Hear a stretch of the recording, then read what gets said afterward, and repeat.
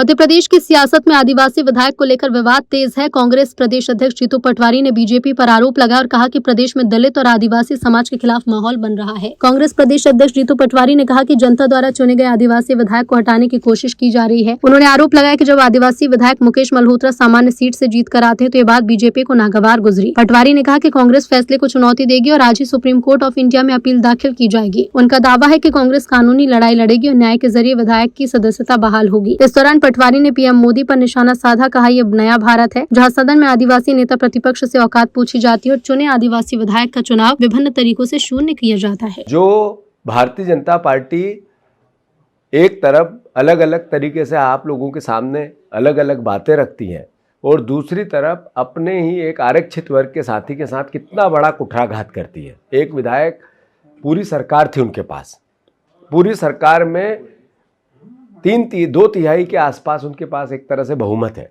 उसके बाद भी एक आदिवासी पद पे नहीं रहना चाहिए। ये सोच क्या है? मतलब एक गरीब आदिवासी साथी सहरिया परिवार का अगर चुन के चला गया, जनता ने चुन दिया, तो उनको वो नागवार गुजरा। और एक घटना नहीं हुई ऐसी। आप जिले जिले जो जनप्रतिनिधि चाहे बीजेपी के हों, आदिवासी और दलित, उनका कितना अपमान होता है। मैं बीजेपी के उन जनप्रतिनिधि एमएलए भाइयों से या सांसद भाइयों से भी सवाल करना चाहता हूँ, ये कृत्य भारतीय जनता पार्टी का सही था क्या? ये चुना हुआ एक आदिवासी साथी जिसको पद मुक्त कराने में पूरी सरकार लग गई और फैसला कैसा दिया जो आश्चर्यचकित करता है पूरे देश को। ये मैसेज क्या है? आप लोग इससे सहमत है क्या? आप लोग अगर सहमत नहीं है तो पार्टी में आवाज उठाओ आपकी। आप उसी पार्टी से चुन के आए हो।